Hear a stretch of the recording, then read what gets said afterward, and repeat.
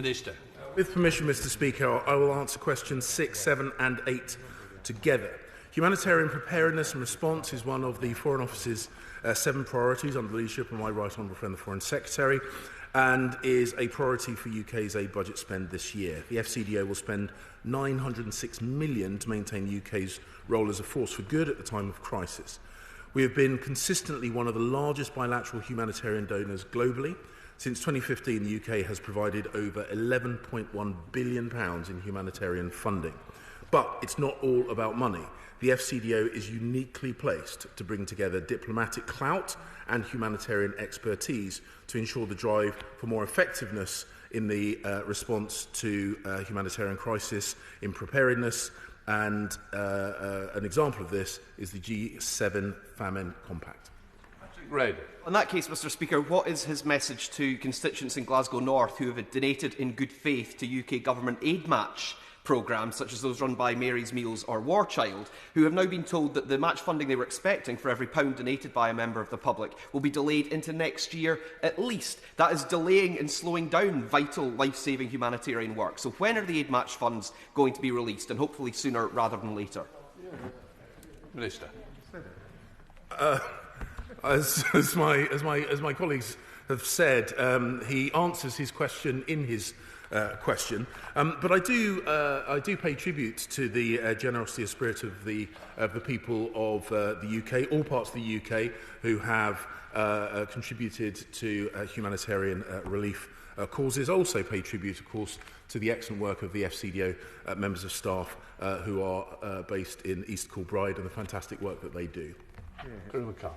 Thank you, Mr Speaker. Can I ask the Minister specifically about what support is being made available to the small island states? They not only have the climate vulnerability, and particularly the vulnerability to extreme weather events, they've been devastated financially by the pandemic, but the metrics that are used to calculate whether they count as LDCs often don't take into account these particular vulnerabilities. So what is he doing to ensure that aid does get to them, and also that debt relief is considered too?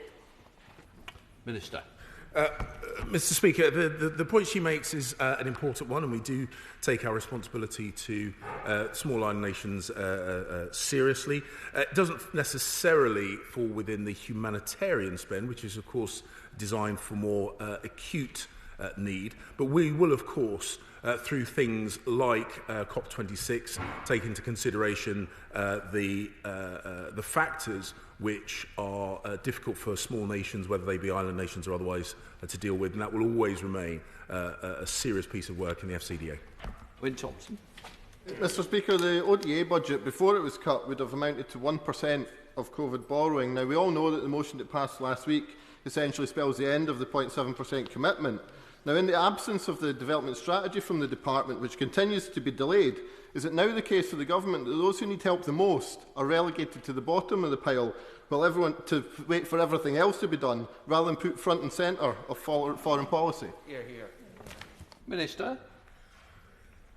Mr Speaker, the honourable gentleman seems to disregard the fact that the UK will remain one of the most generous aid donors in the world, spending £10 billion to help some of the poorest people in the world. We are experiencing the worst economic contraction in 3 centuries, driven by a global pandemic beyond any of our control, and our commitment to get back to 0.7% has now been set out, and the conditions for doing so are now public. But we are proud of the work that we do supporting the poorest people around the world, and we will continue to be one of the most generous aid donors in the world.